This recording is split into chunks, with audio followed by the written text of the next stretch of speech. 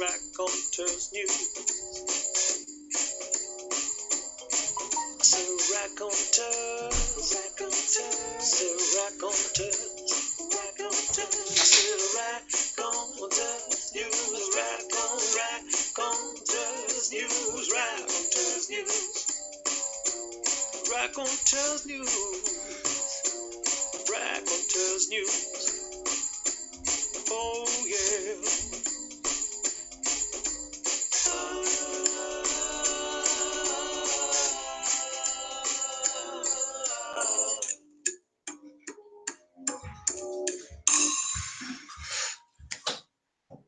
So, good evening and welcome to another edition of Raconteurs News. This is news number 264. I just looked in the corner there. I don't know if you can see my eyes. And looking, that's how professional we are. 264. My name's Jason Holmes.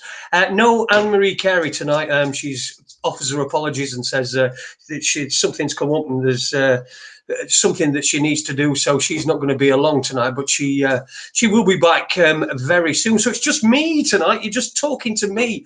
It's just myself, me. I've got a guest, of course. We've got a guest tonight, and a great guest as well. But I hope we've had a great weekend. Oh, no, because I'm thinking it's Monday. It's not, is it? I hope we've had a great couple of days. Start of this week.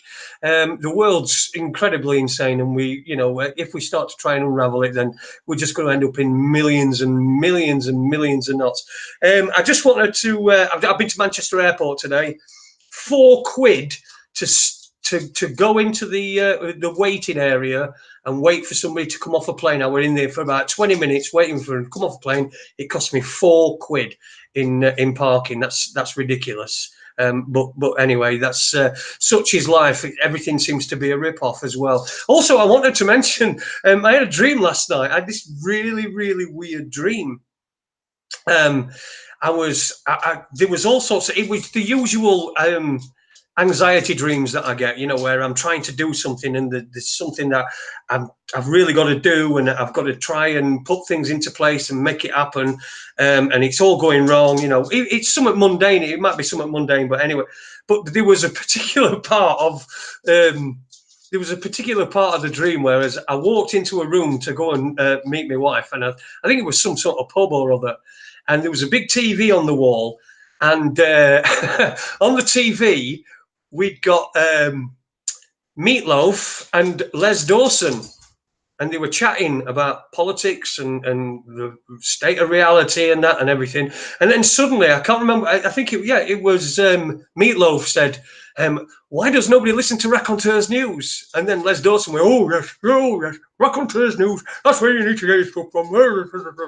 It was just the utmost bizarre dream that I've ever had in my life, and I just thought I'd share it with you. I thought you might find it a little bit amusing. Also, what I've been up to as well is I did a bit of lurking on Cookie Munster's show the other night. I was listening after we'd gone off air. I didn't announce myself in the chat room because I didn't know how long I was going to be there or anything. But I interestingly, he was talking about Game of Thrones. Now, I am so proud to say, my wife behind me said yesterday, yeah, there we go. She said yesterday on her Facebook, there were so many people complaining about how Game of Thrones has ended and that they felt robbed and that there were 8 seasons and the ending was rubbish and everything. And we sort of just sat there, smug face. Didn't start, didn't need to finish. So if you watch Game of Thrones, listen, I'm sure it were great, but to me it looked like a bit of a children's program, a bit fantasy and all that. And it's trying to, again, it sort of kicks in with the keeping people in a state of perpetual adolescence. So anyway, that's what's been going on with me for the last couple of days. But I've got a great guest tonight. We've got a great guest tonight. He's been on before a couple of times, and it is a...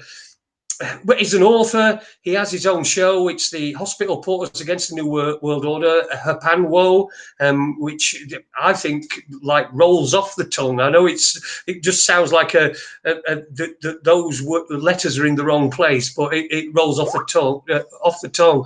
So good evening to you, and welcome back to Raconteurs News. Ben Emlyn Jones, how are you doing, my friend? Hello, Jason. Great to be back on the show. I'm really, really pleased to be back again. And I'm sort of up and down, things going up and down at the moment. But thanks for asking. Great. Well, that's it, isn't it? That's life. It's up and down. It's ups and downs. I mean, like I was saying to you beforehand, before the show started, I've had my downs very recently. And now I feel like I'm on a real big up. Which probably is a little bit dangerous when it comes to someone like me, because I'm generally the sort of person that I'll try to push myself too far if I feel good about things and do stuff.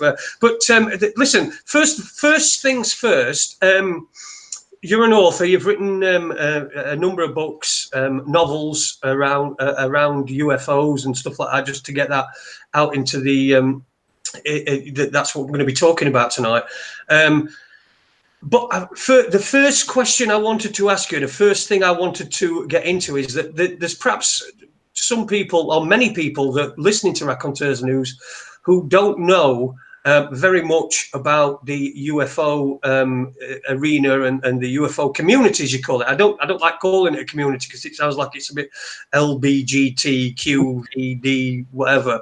But I wanted to ask you first of all about Stanton Friedman, who died last week, and I think he's reported to have died last week. I'm sure he did, and I'm sure it's a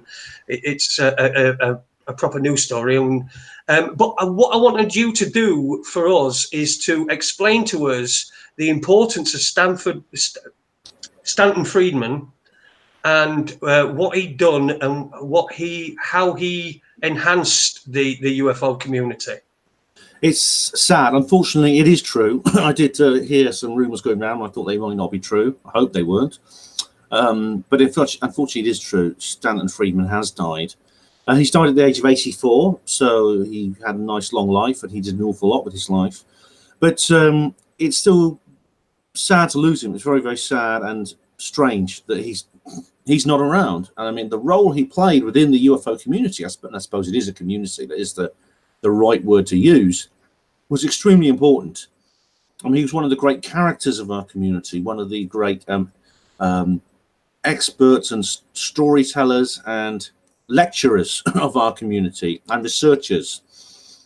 He also didn't suffer fools gladly. He was willing to take on the debunkers and the detractors in open debate, and he thrashed them every time, without a doubt.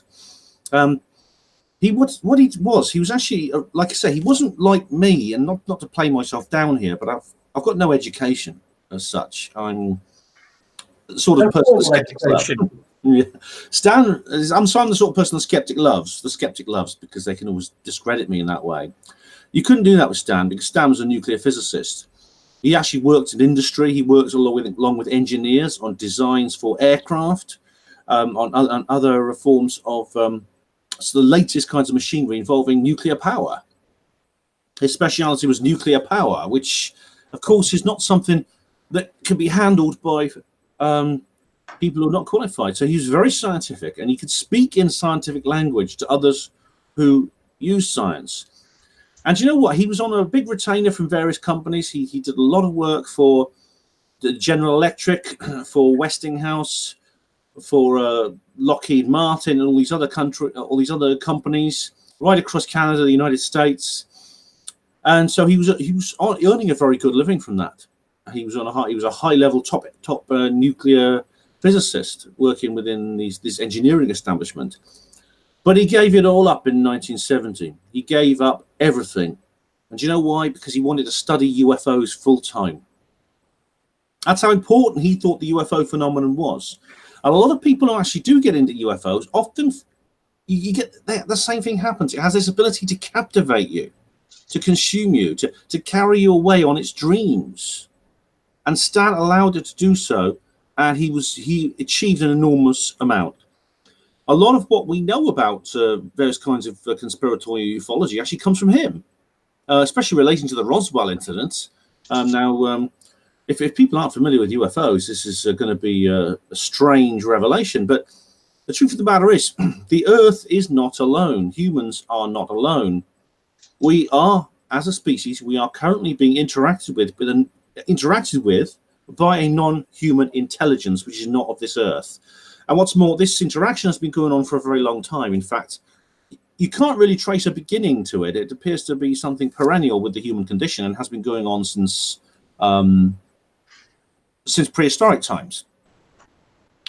What's more, the authorities of this world within the state, the ruling classes, they have evidence relating to this phenomenon which they're not sharing with us. They're keeping it secret, they're keeping it classified, and they're trying to downplay the entire phenomenon and make it look like something foolish and something that just doesn't exist. It's just sort of kid stuff and it's lunacy. And in fact, there's a memo from a man who was actually one of the original heads of the CIA when it first was founded, saying exactly that, advising that there should be a campaign to quote unquote of official ridicule and denial. And if you look at the media and you look at the way UFOs are portrayed in the media, you'll see that's the case. Yeah. An unidentified flying object is anything in the sky you cannot recognize. And it could be something that you would recognize if it was closer or if the weather was clearer. It could be an aircraft or something, or a bird or a kite. But there are some UFOs which not only cannot be recognized, but defy explanation. So they're seen very close, they're seen very clearly, they're seen for a long period of time, and the person who sees them does not know what they are. That's an unexplained sighting. It's a minority of sightings, but it's still there. And I believe that a lot of these are artifacts of an extraterrestrial civilization. That is actually something I'm absolutely certain of, as certain as anything. So Stan was the guy really who was really a pivotal figure within this community of researchers and enthusiasts for this particular subject. And now he's gone. There's no one ever will be like him again. There are other people who've picked up the mantle and they've picked up the baton and they're carrying on. I'm one of them. A lot of us were inspired by Stan, but now he's gone. I think we enter a new era into this particular field, and may he rest in peace. So what sort of legacy did he leave behind? I think I heard somebody, I saw somebody make a mention that he was the guy that made Roswell mainstream. It was, he made it that everybody who, whenever you mention Roswell, everybody knows what you're talking about, and that was down to Stanton. Yes, it was. It was pretty much his work. I mean, the beginnings of the popular image of the Roswell incident, which is now, it is pretty mainstream. I mean, most people have heard of it, and there's been movies made about it. There's TV documentaries. Even outside the UFO community, there's a thriving interest into this particular subject. What happened was there was an event in July of 1947 in New Mexico, USA, in which there was a secret government operation involving the retrieval, the salvage of some kind of object and some kind of what it was. There's various different stories, but it was for a while. It was for just a day. It was actually a big international news story, and the classic headline is "Roswell Army Air Force captures flying disc." Now, this is at a time when the UFO phenomenon had first really, the modern era of UFOs had first emerged in the mainstream. Now, as I said, UFOs are something that has always happened. There are Renaissance paintings that show flying saucers. There are paintings on the walls of caves which are thousands of years old in prehistory that show flying saucers and aliens. But this was the first time the modern era of UFOs really began in the 1940s, and there seems to be an uptick in the number of sightings, maybe related to our use of nuclear weapons. That's a theoretical subject. But in June of 1947, there was a sighting by a guy called Kenneth Arnold, which he was a pilot, and he saw these strange disc-shaped objects. He described them as like saucer skipping on a pond. And of course, the media loves buzzwords, so the phrase "flying saucer" was coined. Then just a few weeks later, there was several other events, and then a few weeks later, it was announced that one of these had crashed. One of these discs had crashed and had been captured by the Roswell Army Airfield. Now, literally just a few hours later, there was a press conference in a nearby airbase where a guy called General Roger Ramey announced to the world's media that it was not really a flying saucer; it was a weather balloon. And the officer in command of the unit that investigated this made a mistake. And there was the officer concerned is actually Major Jesse Marcel, who was actually a highly trained and expert intelligence officer from the 509th Heavy Bombardment Group in the U.S. Army Air Force. This was the unit which had dropped the nuclear weapons on Hiroshima and Nagasaki. So it was one of the most elite units. It was the only active unit at the time that was entrusted with nuclear weapons, which were new technology. So they don't let anyone. It's not the sort of job anyone could apply for. I mean, Major Marcel was a really top-level guy, but he made a mistake. He thought it was a weather balloon anyone could have seen. Anyway, that was a lie.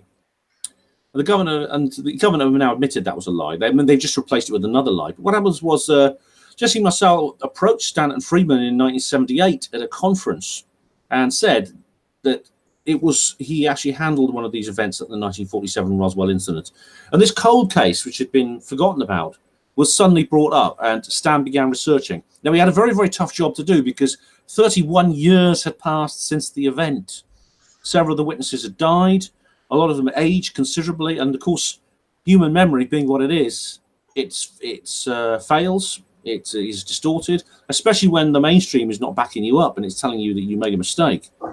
Jesse Marcel never changed his story. Indeed, his son, Dr. Jesse Marcel Jr., who actually witnessed some of this with him, also backed up his story. So what happens next is history. I mean, Stan went to Roswell. He spoke to several people who'd claimed to have seen the object. Some of the witnesses are more credible than others. But the general narrative that's come out of this has converged on a story that an artifact of an extraterrestrial civilization crashed. It was a flying disc, flying saucer. It was salvaged by the U.S. Army Air Force, and what's more, they found bodies in there, bodies of biological entities that we would call extraterrestrial beings. So if it hadn't been for Stanton Friedman, and I think it's possible that we wouldn't even know about this, because he could have easily dismissed Jesse Marcel, and why would he want to get? He might have just dismissed him as a loony or a nutter. A lot of people would have done that, but Stan took up his case, made a little documentary, did an interview. It was very good. I wrote a book. Well, Charles Berlitz and William Moore wrote a book. I've got a copy of it. That came out in 1981, I believe, and that became an international bestseller, and that was when Roswell, the legend of Roswell, was born. But I do believe it's based on reality. And like you said beforehand, the subject of UFOs and aliens from I don't know, from wherever they're always treated with ridicule in the media. Now, was Stanton perhaps a pioneer of that? Because you go now to New Mexico and there's loads of businesses based upon, there's aliens there, and there's the alien cafe and everything. Would you say that he's responsible for all that and bringing it into the mainstream? I think he was a pioneer of that, yes. And incidentally, I think I love that kind of the kind of tourism that's been generated from the Roswell incident. I mean, I've never been to Roswell, but it is on my bucket list of places to visit. I definitely want to go there before I die and have a drink in the little alien. So that's Area 51, but there's lots of other establishments where you can have, which are based on the alien theme. Skeptics are very critical of that. They say it's cheap, it's it's money making. But then you can't go to Stratford-on-Avon and tell them to get rid of the Shakespeare stuff, can you? I mean, why shouldn't the location exploit its own history for its own prosperity? That's fair enough as far as I'm concerned. But yeah, I mean, it's pretty much the culture of Roswell. It does come from Stan, because Stan became much more famous after this himself. And it was largely because he was promoting this research and the book and everything, the Roswell Incident book by Charles Berlitz and William Moore. went around the world. There was several documentaries. Stan was on TV, and he did debates with a lot of people who said, look, this is all nonsense. This was just a weather balloon. And Stan was saying, no, it wasn't. There was a chap called Philip Klass, I remember, who was almost obsessed over this issue. Just saying there's no such things as aliens. It's all explicable, blah-de-blah-de-blah. And Stan took him on several different TV documentaries and TV news programs, including a program called Larry King Live, which American listeners will be very familiar with because it's a principal news analysis program in the United States of America. The equivalent of Newsnight in Britain, perhaps, and Larry King is their Jeremy Paxman sort of character. So it was the top level media was covering this, and so what the government done is they've doubled down. They haven't really admitted anything has gone wrong. They just replaced one lie with another and another. They're now saying, oh, that yes, it wasn't a weather balloon, it was something else. It was this thing called Project Mogul, which was actually an electronic intelligence gathering mission, involving a giant balloon with special sensors on it. Though they're only saying that now because of all this attention towards the Roswell incident. So there's no reason to suggest that's true either. They've not really provided any. There's been a report on it, but it could easily have been concocted. So yeah, it's interesting times, especially because now, of course, Stan's gone, but the interest in the Roswell incident, I think, led to interest in other phenomena and other similar events, because Roswell is not the only one of its kind. And it's possible that these other events would not have had the attention they had if it hadn't been for Roswell. And in fact, that's almost certainly the case. I mean, the name Roswell is the name of the city, but really, I mean, it's become a kind of common noun which you attached to any other with another name to describe a similar event.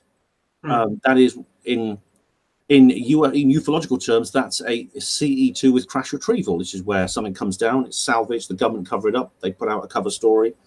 And there seems to be a global policy, actually, because whichever country you're in, that always happens when these craft come down. And so you have like the Brazilian Roswell, the Russian Roswell, the British Roswell, etc., etc., etc. Yeah. That's what happens in it. I mean, you get media types, and the media that tries to label things, so it pops it into a. If you add it to Roswell, it then pops it into the. It's what they thought it was something, but it actually wasn't. It was something else. Are there any? I've never known this, but are there any pictures of the incident that happened at Roswell? There are loads of pictures which claim to be images of that event, including some video footage as well. A lot of it's fake, unfortunately. I've not seen any actual photographs of the Roswell incident itself, which I could honestly say are genuine. There's some that have been proven to be fake. I mean, for example, the 1995 alien autopsy film, which has been, I believe, as I know, not even some people don't agree with me on this, including a good friend of mine, actually. But I think that actually somebody's put in the chat room who said, hope he doesn't say the alien autopsy was real. So no, the alien autopsy was not real. Unfortunately, it was made by, I know the guy who helped make it, a guy called Spiros Malaris. He's now gone public. And there's several other people involved, a guy called Ray Santilli, someone called Gary Shoefield.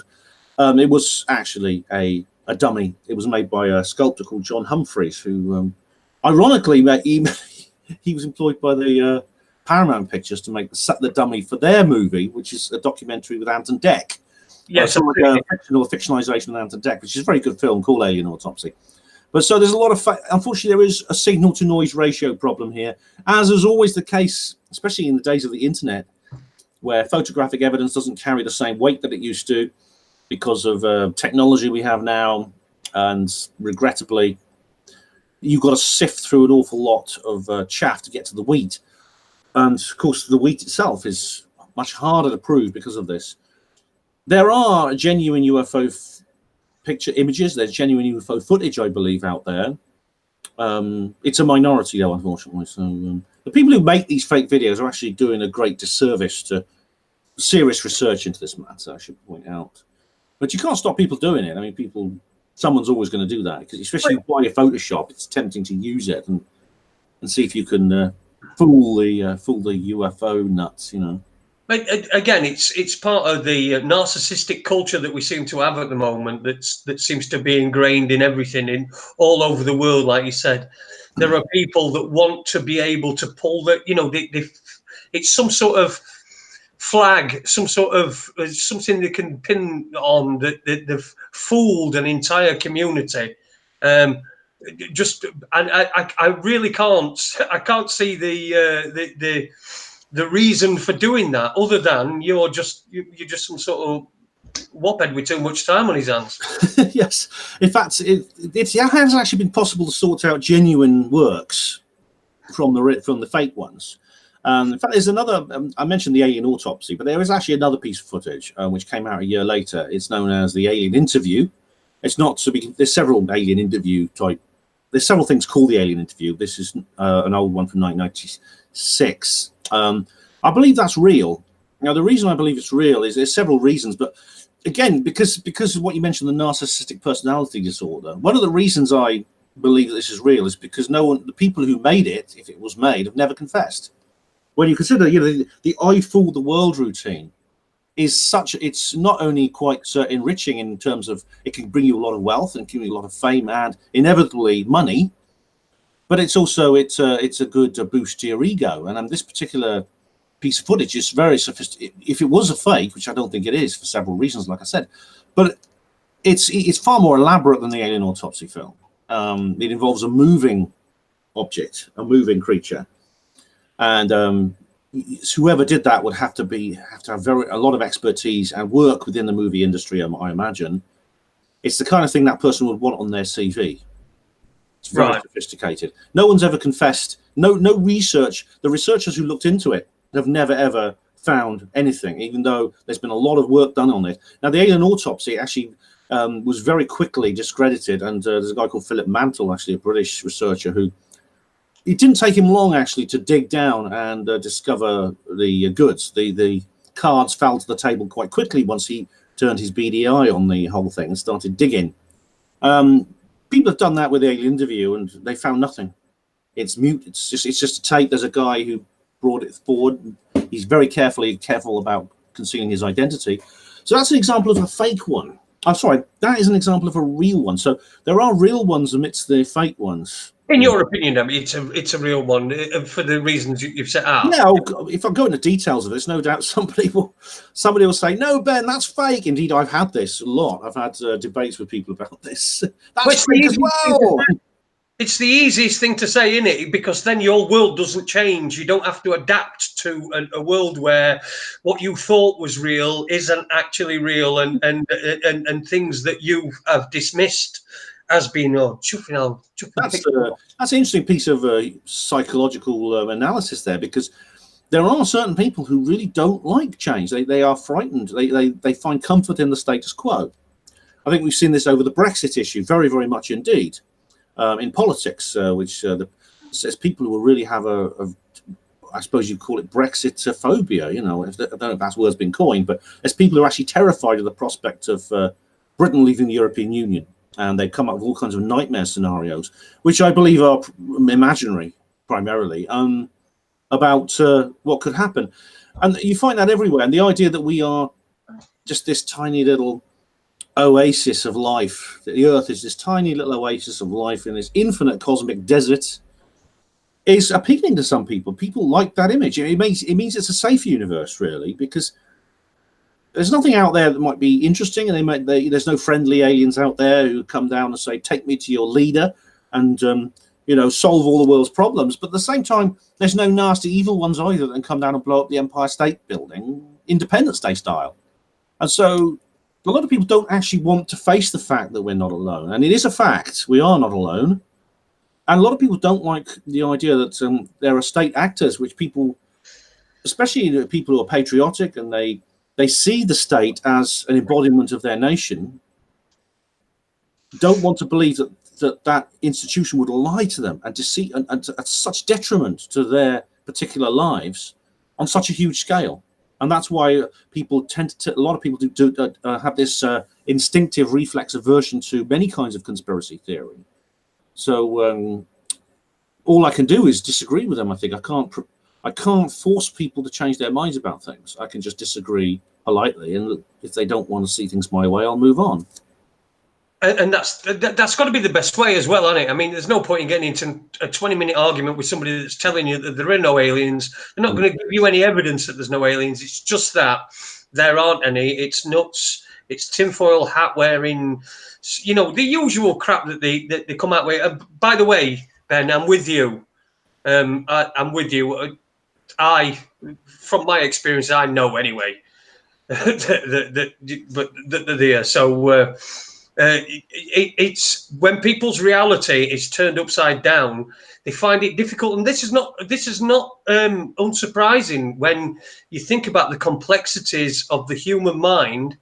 What is being fed in there? You're talking about, let's just say you get somebody who's 25, 30 years old, 30 years of their life that they've experienced, you are then telling them is wrong, is you know, it's not wrong, but it's not exactly how they felt that. And people will feel physical pain, physical and mental pain, just because of that, without the actual detail of what you're talking about. Yes, exactly. I mean, if for example we're talking about the death of a famous person like President Kennedy or Diana, Princess of Wales, these are events which there was an official story put out. Diana died in an accidental crash, in a car crash, like sadly a lot of people do. John F. Kennedy was shot by a lone gunman, and there's a terrible breach of security, and he managed to get through and take out the president with a sniper's rifle. And he did it and he shot the president for his purely personal motives. He was the only person involved in that particular plot. That's, if you've believed that for so long, and you may have developed an emotional bond with some of the things involved. For example, when Diana died, I remember a lot of the fingers were pointed at the journalists, like the paparazzi, these photographers who chase celebrities around getting photographs of them. And they're very, very annoying. The word paparazzi is an Italian word for a cloud of biting insects. And so the official story was Diana was in the car, was speeding to get away from these people, and that's why she crashed. Now, if you blame the paparazzi and you've developed for many years an emotional connection, firstly with the woman who died, who you might have admired very much, and the people they didn't murder her, but through their negligence and their stupidity, and they got her killed, to say, well, actually, those people are innocent in this particular occasion, and the woman who died didn't die in a crash; she was murdered. There's going to be a sense of cognitive dissonance, because it's something that is emotionally uncomfortable. So it's very easy for the mind to reject it. I see this all the time. And people get angry. I mean, when people get angry, that's a sign of cognitive dissonance. They're not angry not with the people who may have plotted to kill the future Queen Mother of Great Britain, but angry with the person who's telling them that there was a plot to kill her. They don't want to believe it. They don't want to believe it happened. Same with 9/11, etc., etc. It's all about psychology, and you've got to realize governments, it's not a secret that governments employ some of the most expert psychologists in the entire world, and they have massive psychological establishments on retainers from them, as do many corporations and other institutions. I've encountered one of these people myself, and it's not pleasant. I tell you, they're not nice people. So I want to ask you a question, because this is something that I've experienced. I've not talked about my experience live before, but and I doubt that I ever will, because, well, it's just crazy. But it would appear crazy. But what if there are? And I know the answer to this. I know the definitive answer to this. But I want to get your take on it and what you think of it. But if there are aliens in the visiting us or doing whatever they're doing, they're here and they're doing whatever, whether tourists, they could be tourists, could be anything, can't they? Tourists, they did anything. Do you think that the governments are complicit? And also, what would you suppose the relationship between governments and those entities would it be one of complicity, or would it be sort of perhaps they work together because you know they don't really, that's what they've got to do? In terms of complicity, they're certainly complicit in covering up the presence of these beings, and indeed the beings themselves, these extraterrestrial beings, are obviously not announcing themselves on a large scale publicly. They're not landing on the proverbial White House lawn or anything like that. They are operating essentially almost beneath the surface of human attention, although they're not completely beneath human attention. They do, of course, can't escape our attention. Indeed, sometimes they do approach individuals and groups of people privately, independently. So the government is certainly complicit in covering up that fact. Now, their relationship with the ETs is something that's, I don't know. It's hard to say. I mean, there are several theories going around that the aliens and the humans have signed some kind of truce. There's some kind of treaty with the extraterrestrials. The film Close Encounters of the Third Kind is supposedly based on a real event. This was a Steven Spielberg movie. Yeah. Very good. Do watch it if you haven't seen it. But it's based on an event in which happened, I think it was 1955, I believe, at a place called Holloman Air Force Base in the United States, where President Eisenhower, the US president at the time, had a meeting with some beings from another world, and they talked. I mean, I suppose it's how, and maybe they had some kind of interpreter. I don't know. Does anyone speak alien? I don't know. But they managed to communicate, and some sort of treaty was arranged involving airspace, defense, things like that. I mean, I don't know. Some people claim that the government gave them a green light to abduct certain people in exchange for secret technology. I doubt if that's the case. Firstly, because the government really wouldn't have much leverage in such a deal, because the aliens appear to be quite capable of abducting people without anyone's permission. They're perfectly capable, it seems, of evading anything we have to keep them out. I mean, there's several times when they've turned up in our airspace, and the air forces have been scrambled. They sent jets up to investigate them, and these creatures, these aliens, have easily been able to manage to evade our aircraft, our military aircraft, and our radar. And there's times when there's been an attempt to attack these craft, these aliens. The humans have tried to attack these aircraft, these aliens, and the aliens just shut down their weapon systems. The electronics fail on the aircraft, and the weapons can't be deployed. So I don't know about that, Jason, to be honest. I mean, it all depends on the motives of the aliens. And when I say aliens, I use the word aliens. It appears I'm talking of them in a singular manner, when in fact, aliens are there's a huge number of species that have been identified by people who've encountered them. There's almost a taxonomy now of various kinds of greys and reptilians and mantids and Nordics. You've probably heard a lot of the names that these creatures are given. I've seen a few Nordics. Oh, you had encounters. Yeah. So they all seem to exhibit a wide variety of behaviour, and they seem to have many different agendas. I mean, there are some that appear to be very nice. Mary Rodwell, there's a researcher in particular who has been studying children who appear to have had encounters with creatures that teach them, and appear to be wanting to help them, and by extension help the human race get through a turbulent period and maybe build a better world. There are a minority, luckily, who appear to have malevolent intentions on us. There's even people who've died. They do harm to people. People have died after abduction experiences. They also take animals and do kill them and leave them with strange injuries. The majority, luckily the bad ones seem to be a very small number, but the majority of aliens appear to be observing us from a detached scientific point of view. The most accurate general statement you could make about what's going on is we are under neutral observance by these beings. It's obviously, if they wanted to kill us, they could just wipe us out in a second. So they obviously don't want to do that. I'm not frightened by this. I know a lot of people are frightened by that idea, which is one of the reasons the government have kept it secret. I mean, they often, if you talk to several people who spoken out, who've been involved in cover-ups and they've spoken out, you often hear people say, well, the government is scared that everyone would panic if they told the truth about the aliens. Indeed, Winston Churchill said this many years ago.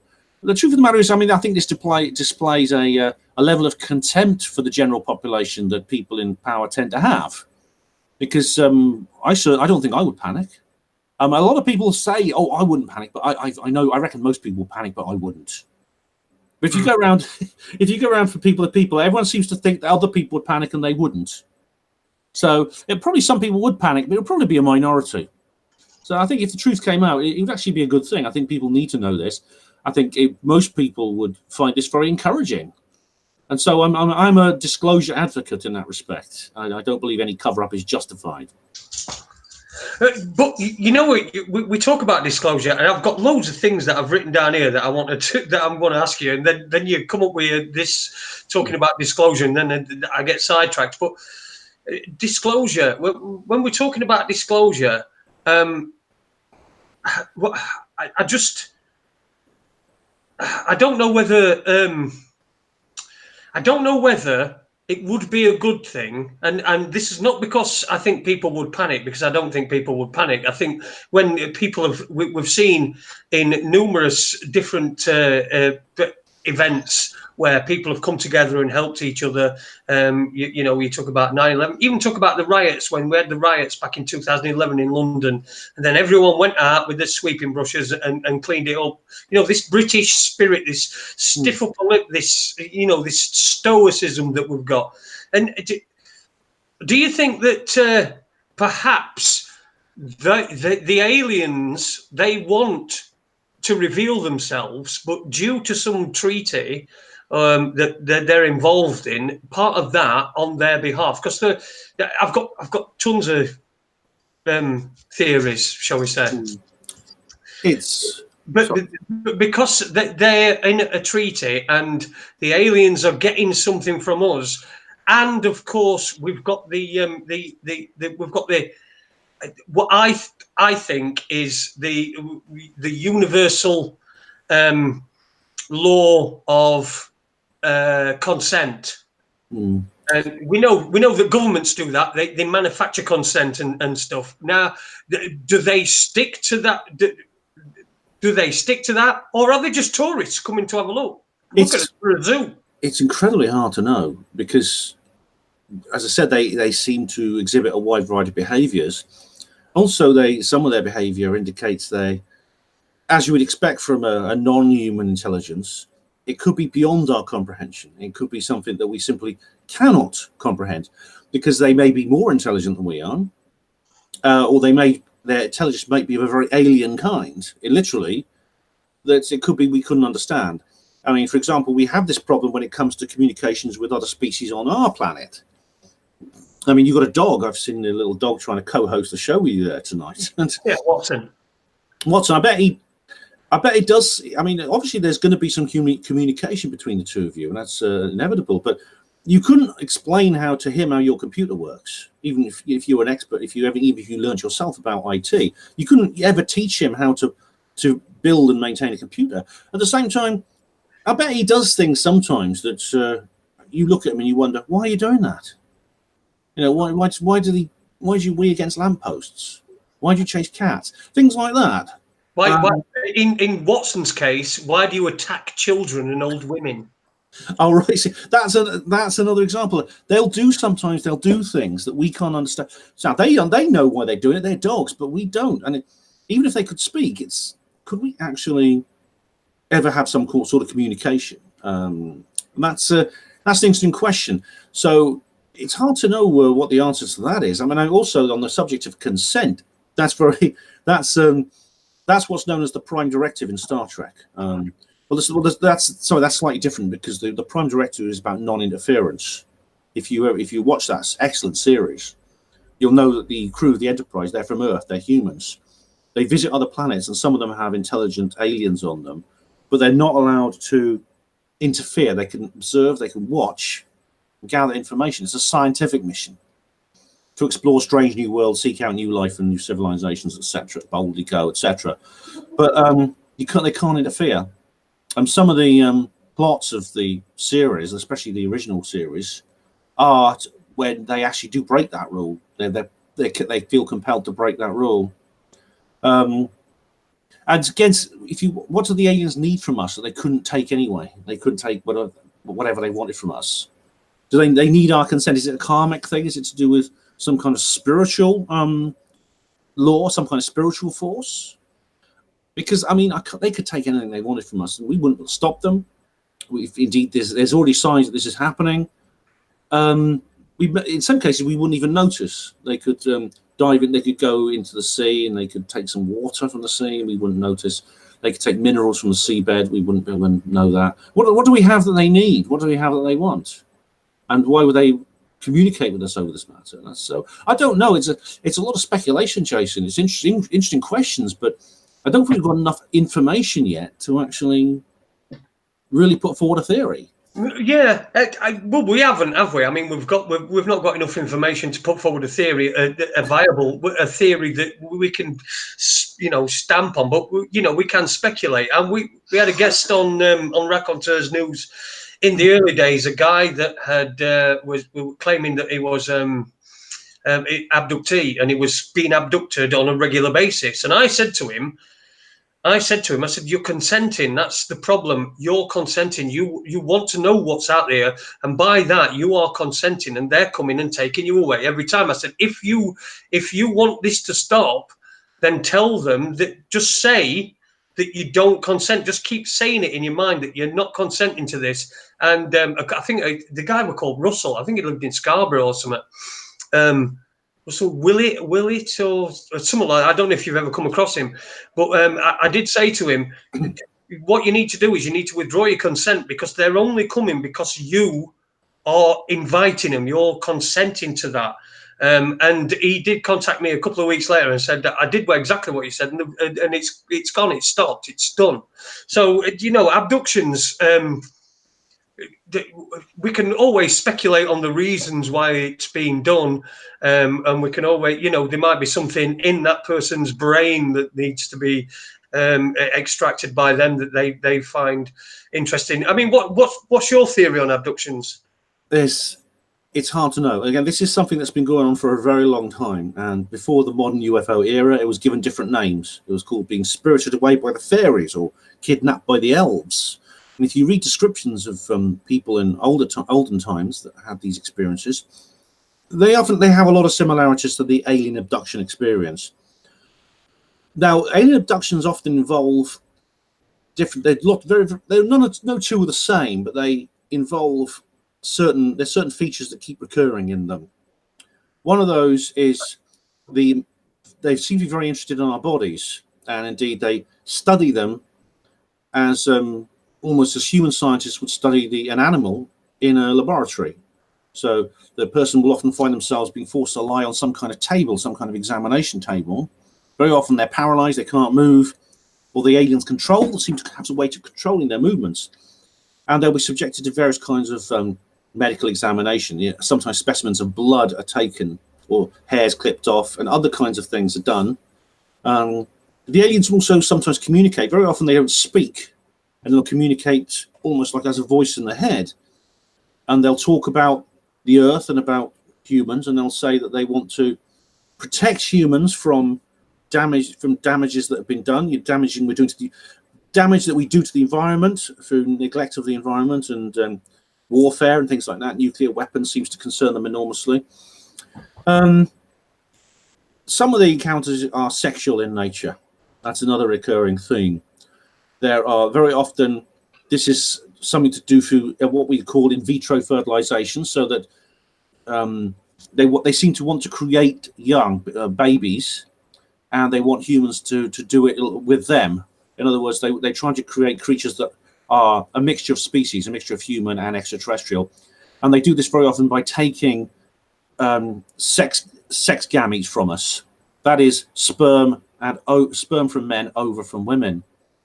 And they will take these from us using various methods. Sometimes it's quite painful. They will extract them almost as a doctor would in a surgery through various quite painful and disturbing methods. At other times, they appear to be lure people into actual sexual encounters with extraterrestrials that resemble attractive human partners. Now, there's Antonio Villas-Boas, for example. He was a Brazilian farmer who, in 1957, long before the idea of aliens was spread across the world and into his community, he was abducted by some creatures in a craft that introduced him to a creature that looked very much like a human woman, although it wasn't. There's several different major differences which indicate it was not actually that.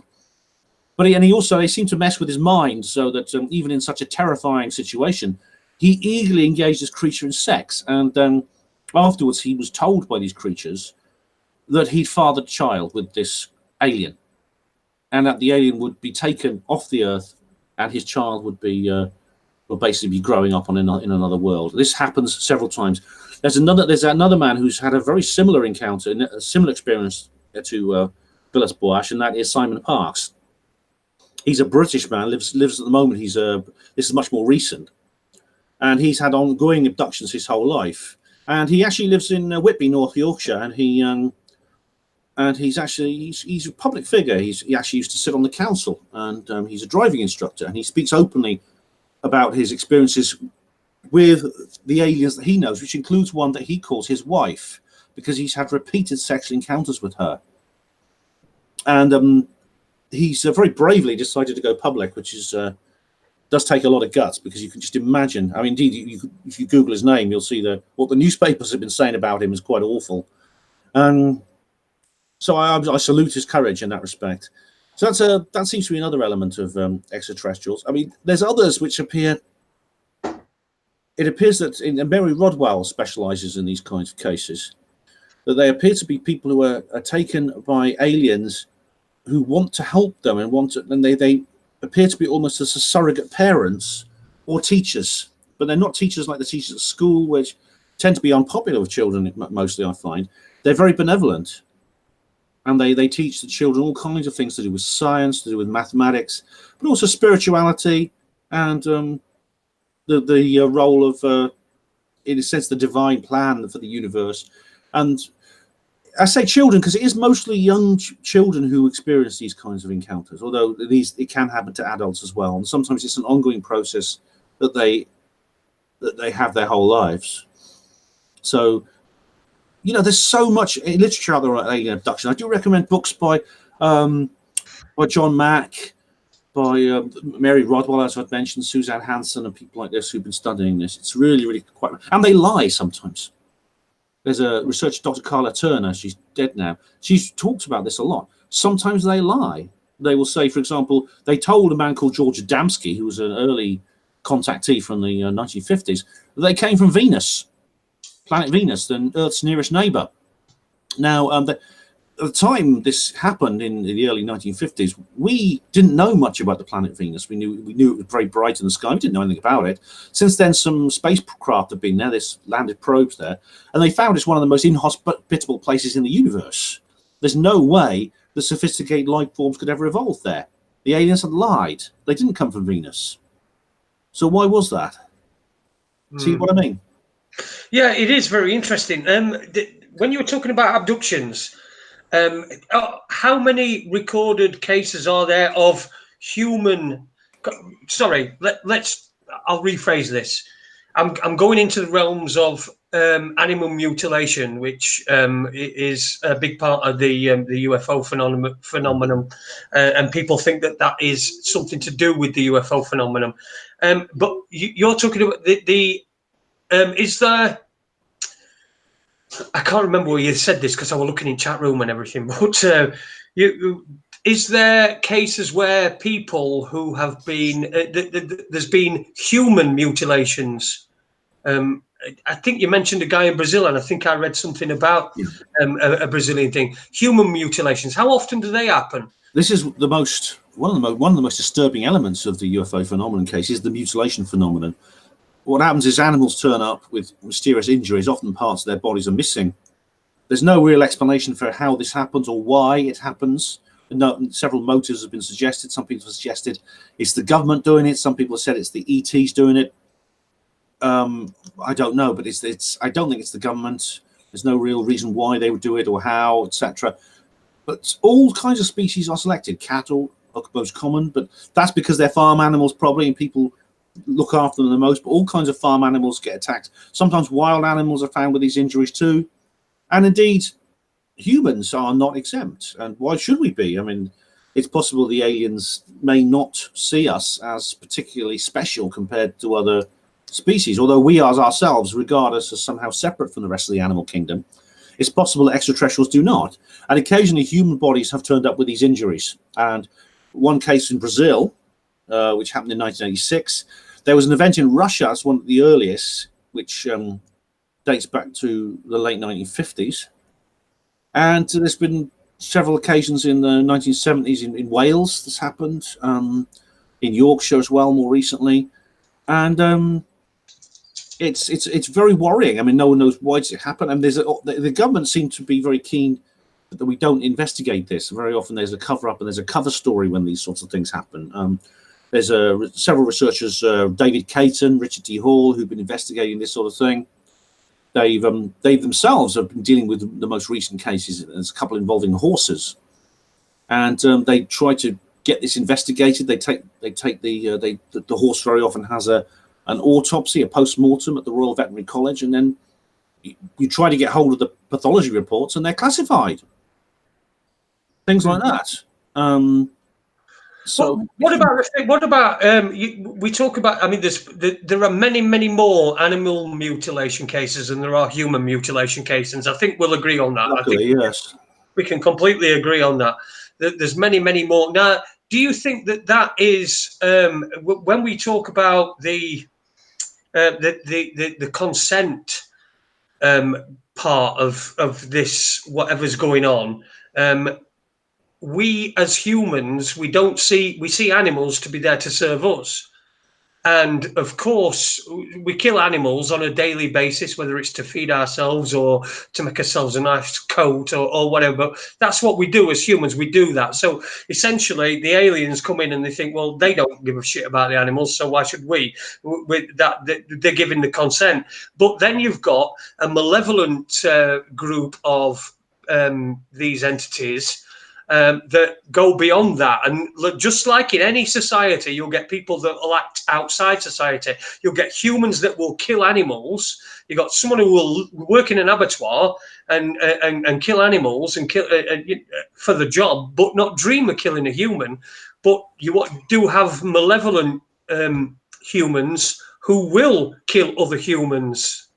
Yeah, again, this comes into the area of motive. I mean, I suppose we as humans, the analogy between the humans and the animals we domesticate is very interesting, and we see them as there to serve us. But of course, to serve has a double meaning, isn't it? It's to serve animals. You could serve them up on a plate as food. And indeed, there's a Twilight Zone episode that's about this. It's very good, actually. It's about an alien who comes down to Earth, and he says the purpose of his visit is to serve man, and they managed to translate this. So some people get on the spaceship and they go back to the alien's own planet, but they're halfway through the journey and they suddenly realise they've mistranslated it. To serve man actually means to serve him up for dinner as a meal. Right. And so again, we're dealing with misunderstanding and comprehension of motives. You know, it could be that the farmer who slaughters the pigs for pork chops doesn't hate the pigs when he does it. Indeed, he may care for those pigs and he may look after them very, very closely for their whole lives before they get the chop. But he will equally, quite equally, slit their throats and for the lady who comes up for the old steaks and things like that. Again, there's no malevolence involved there. It's almost an indifference. It's almost a detachment, an emotional detachment from what they're doing. And it could be that this is what we're seeing now. It's not an attack against us, in a sense that it may appear. It certainly appears that way. If you yourself are a victim of this, or you know someone or someone you love is a victim of this, of course, it is an attack. But from their perspective, they may not see it that way. It's impossible to know. You know, obviously, this is something frightening. It's something I think, again, the government. It's possible the government don't know about this. It's not a cover-up as such. It's just an attempt to divert attention away from it, because the government are just scared to admit this is happening. They can't stop it, and they don't want us to know. Maybe because they're scared we'll panic. They seem to think that's what they think of us. They literally think we're like that. Well, anyway, we've got to an hour. It's an hour, and you're all okay to stick around with us for a little bit longer, Ben. I've got loads and loads of different questions that have come in through the chat room from somebody wants to talk about the International Space Station, and then there was another guy in the chat room, Super Leeds, who wants to know what your favourite flavoured space raider is. So it's a mixed bag what we've got. I'm going to play a record anyway. You're listening to Raconteurs News. It's just me, Jason, tonight. Anne is not here. She's helping somebody, as I understand from the messages that we've got. We can also get into what we were talking about before we came on air. The thing that's going on in Newport. We'll talk about where you're going, what you're doing this year as well, and also the Capel Green film, which is coming out, I believe, at some point this year, but we're all looking forward to that. But I think we're going to play a record. So let me just say hello to some people in the chat room. Lisa Phillips is in there. Johnny Jam Shovel. Good evening, Johnny. Thank you for your write-ups. Always good. Ron Malcolm. Stewie, who's over there in Mexborough. We're going to be meeting for a drink when Adi gets back from Thailand. Oh, but by the way, I spoke to Adi yesterday, in fact, and he tried to ring me today, but I weren't able to get him. But he's doing good. He's in a place, and he's been able to. He's finally been able to seed his mission, shall we say? So anyway, we'll play a record. We'll be back in a couple of minutes, and we'll be talking more with Ben Emlyn Jones. Hapanwo, look at that! It's Hospital Porters Against the New World Order. Have a look at his show. He does a great show. We've been on that show. Myself and Andy have been on his show. So it's a good show. Get it, subscribe, and do all the stuff that you need to do, because we need to keep this going. So we'll also talk about social media in the second half as well, because I'd be interested to know how things have changed for Ben in the last couple of months, like they have for us, whereas everything's sort of going tits up. So I'm going to play a record, and we will be back in, let me see, 3 minutes and 58 seconds.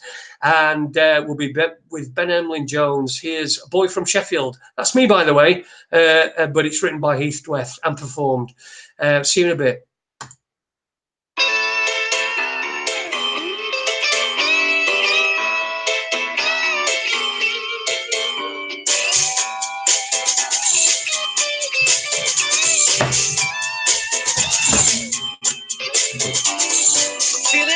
Smell like coal. Gotta get the wiggies cause I'm off to the hole in the road. I'm walking up school and I'm off to the city, watching telly all night and I'm not looking pretty. See, I got this job downtown, selling up tough ladies, watching for a pound. For a really dodgy man that I met in a dodgy cafe. You know he said to me, the girl who sold these yesterday wasn't selling very carefully. Police came along and took her and all my watches away. So if you see some coppers, you grab myself a leggy boy right away. I'll be in the cafe. Boy from Sheffield, making his way through life. I'm just a boy from Sheffield, making his way. I'm just a boy from Sheffield, making his way through life. I'm just a boy from Sheffield, making his way. So it's been a few hours and I haven't sold enough for my bus fare home. Street seller's pretty fresh, so I turn on the car for the lunchtime rush. With a smile and a wiggle on my schoolboy touch. So the charm is working in the underground. There's a crowd of men and women gather round. The watches they are going, the money is a flowing. Think I'll take a little extra, stick it in my pocket, spend it later. I'm just a boy from Sheffield, making his way through life. I'm just a boy from Sheffield, making his way. I'm just a boy from Sheffield, making his way through life. I'm just a boy from Sheffield, making his way. I haven't sold the watch for an hour and I'm dying for a slush. I've had enough of this, so I'm off for a piss. Then a quick walk back round to the cafe. Sitting at his table drinking tea. Looks at me suspiciously, then with a glance at the watch he says, how did you do?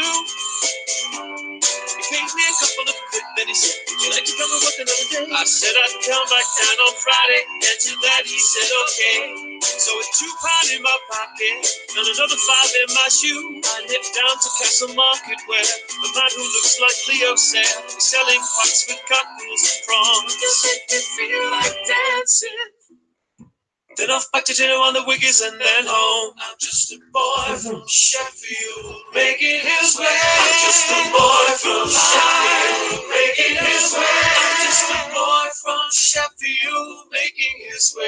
I'm just a boy from Sheffield making his way. I'm just a boy from Sheffield making his way. I'm just a boy from Sheffield making his way. I'm just a boy from Sheffield making his way. I'm just a boy from Sheffield making his way. I'm just a boy from Sheffield making his way. I'm just a boy from Sheffield making his way. I'm just a boy from Sheffield making his way. I'm just a boy from Sheffield making his way. I'm just a boy from Sheffield making his way. Boy from making his way. I'm just a boy from Sheffield making his way. I'm just a boy from Sheffield making his way. Welcome back to Raconteurs News. As you can see, I've donned a hat because I'm down with the kids and I want to cover up the fact that I've got no hair.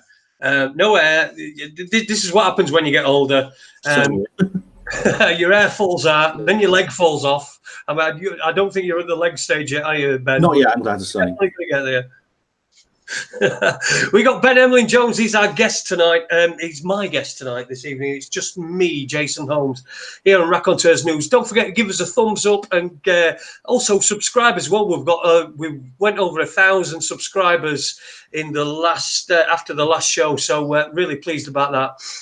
We're not trying to be the Richie Allen show. All we're trying to be is something that people can come along to and listen to and get an interesting conversation, perspectives. Everything doesn't have to be in your remit. We just try to make it nice for you. So thank you for your support to everybody that's listening and listens on a regular basis. So Ben, this second half, I don't know where to start. Shall we start with the Space Raiders? What's your favourite flavour of Space Raiders? Just to get leads out of the way, because you'll just keep asking. All right, well, that's easy. Salt and vinegar, definitely. Lovely. That's an easy one. Yeah. Oh, pickled onion, according to my wife. Pickled onion are better. They're nice too.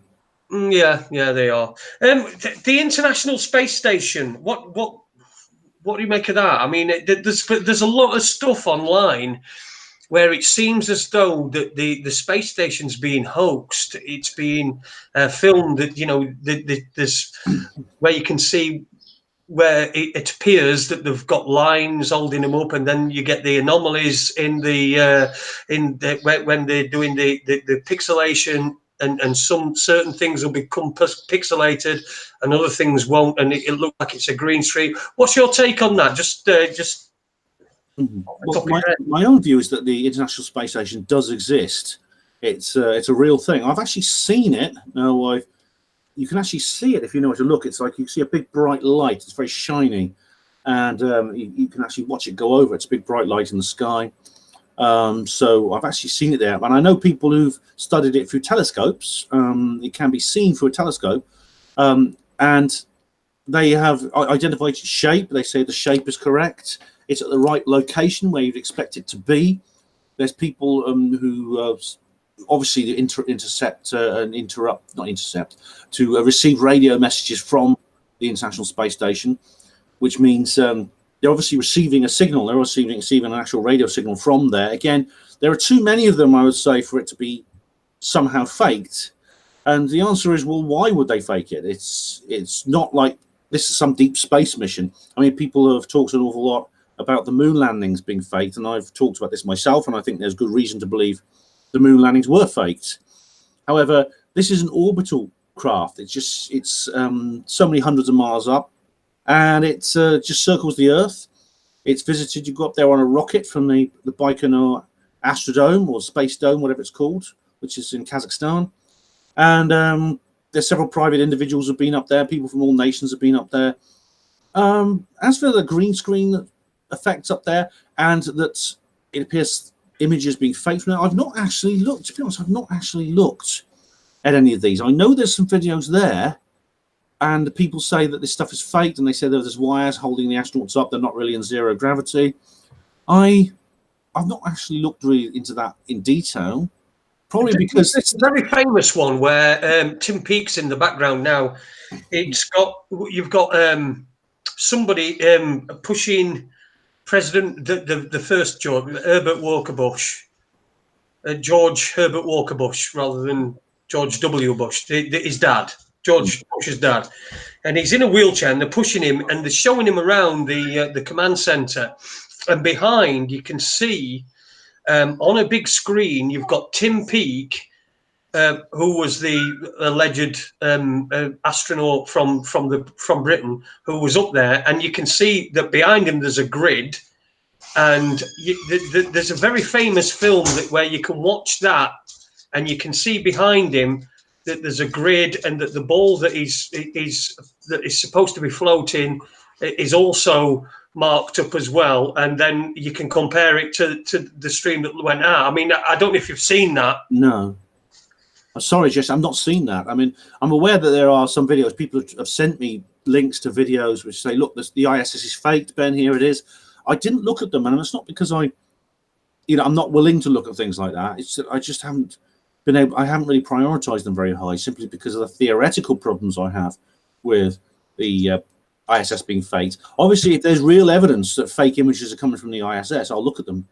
I'll be willing to look at them, definitely. But I personally believe it's a real thing. I'll find that video out for you later, and I'll send it to you. Cheers. Send it to you afterwards. But it is very compelling. And listen, I've got an open mind. I don't think the space station's there.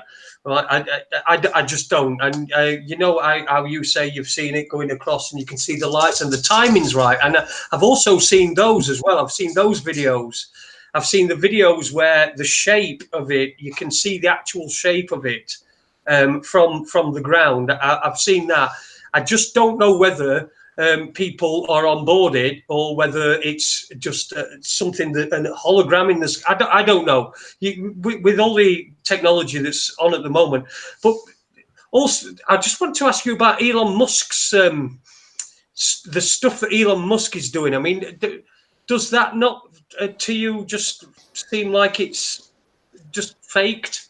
I mean, the famous line, you can tell it's real because it looks so fake. It's just... I've heard that one. No, Elon Musk though is like he's one of these guys. He's because he has his car company, of course, is named after Nikola Tesla, which I think is very strange. And very few people even know that it's named after Tesla. They just say Tesla Motors and they think of him. But SpaceX is interesting, not least because he has found ways to reuse rockets, and for the rockets to come back down again when on previous missions they would be disposed of. They'd just be dropped in the sea and they'd only be used once. But the thing about it is he won't go into other areas. Now, this is where we get into the areas of the secret space program. He will not, in a sense, he believes there's a future for space travel, but it involves building more and better rockets. Whereas maybe there's an alternative to rockets altogether, which is better than rockets, because rockets are noisy, they're dangerous, they're expensive, and they're unreliable, basically, in terms of transportation. Yet, again, this is going to be strange information if you're not familiar with it already, and I don't have time to go into the entire details of the case. But there are spacecraft that don't involve rockets, that involve something else, and that is the control of gravity, the gravitational field itself. Now, rockets are the reason we have rockets to get into space is because the Earth has a gravitational field. It's what keeps us on our feet, stops us flying off into space. It keeps the air and the water here on the ground. It's absolutely essential for holding the Earth together. Even holds the Earth in its shape it is. The Earth would disintegrate without gravity, just fall apart. The the rockets obviously are meant to overcome that by force, just by forcing the craft up into space against the force of gravity. Now, if there was a way to control the gravitational field around a certain object, you could make it weightless and even make it work in a sense in the opposite to the gravitational field, so it kind of falls upwards. And there, believe it or not, the technology to do this has been developed. Now, this kind of transportation would be far superior to rockets in many, many ways. It would be simpler, cheaper, safer, and more accessible. I mean, in the sense you could have cars which could fly if you use this on your, if you use this, this was available to the general public. They could fly through the air like aircraft, or they could go higher and they could fly into space. So in a sense, I'd ask Elon Musk, I mean, if he was here in front of me, I'd say, Elon, have you come across this information before? Because I can show you documents from people who've been working on this technology. And if so, then why are you insisting on using rockets and developing, building new and more and more rockets, as if rockets are the only way we're ever going to get into space? Because to be honest, a rocket wouldn't be very good for long distance space missions. You do need some kind of ability to control gravity. If you're going to go to Mars or the planets, you probably need that if you're going on a long duration manned mission. So I mean, the answer would be possibly that Elon Musk is, in a sense, by focusing people on this existing technology, it's preventing people looking at alternative technology. And the government seem to want that, because there's distinct evidence that the anti-gravity technology, which was developed, it started, well, it's been developed, there's a guy called George Piggott in 1920, who published a paper about how he could make the weight of steel balls, eliminate that through using electromagnetic fields. And there's a guy called Thomas Townsend Brown who worked on this too. And even in the 1920s, developed designs for aircraft using this technology. But it just seems that it didn't sort of fade away because it didn't work. It just suddenly stopped, as if the research suddenly went underground. Do you know what I mean? It went into the black budget world. So it's possible the government have developed this in secret, and they don't want us to know. This is actually the subject of my books that I've recently written. There are 3 books: Roswell Rising, Roswell Revealed, and Roswell Redeemed. Available at all good bookshops now. And some rubbish ones as well. What, my books? No, some rubbish bookshops. So it's available yes. bookshops, but also some rubbish bookshops as well. That's if you go to a bookshop and my books are not on the shelf, it is a rubbish bookshop by definition. Walk out and never shop there again.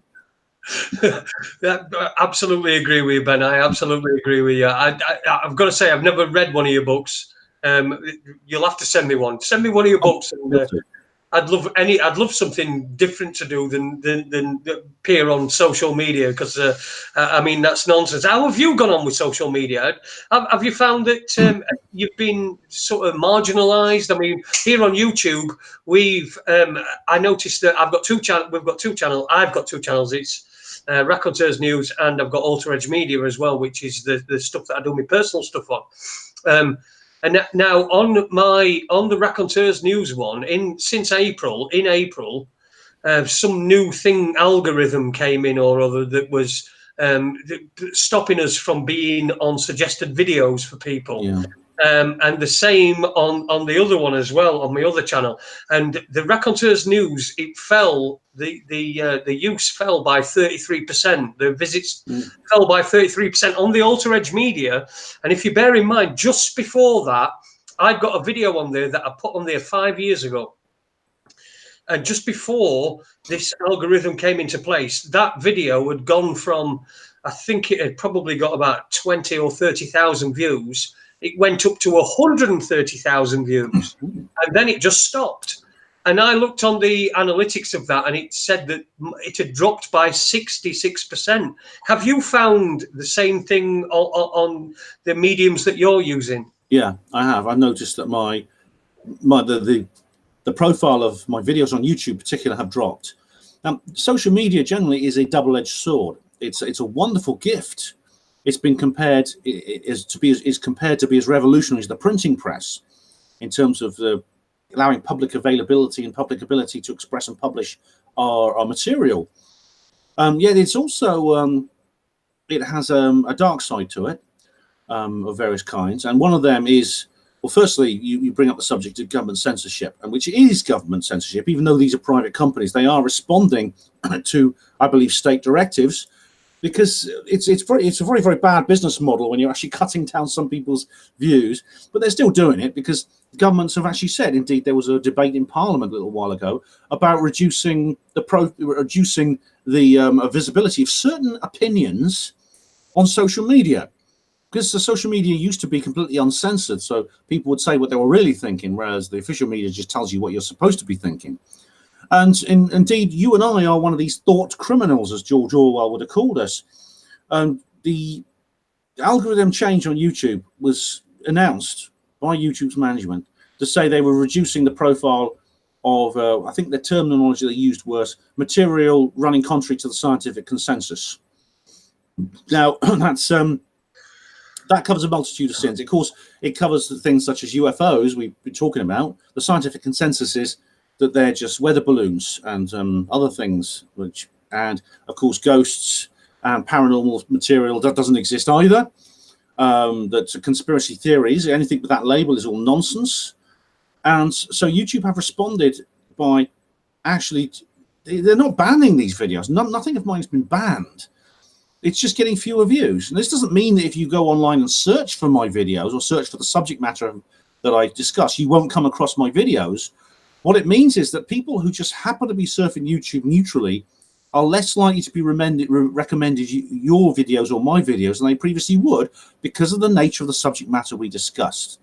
So this has been, so YouTube, when they claim it's not censorship, it is actually, it's a form of shadow banning, because it's reducing visibility of our material to people who otherwise would be able to see it. And that to me is censorship. It definitely is censorship.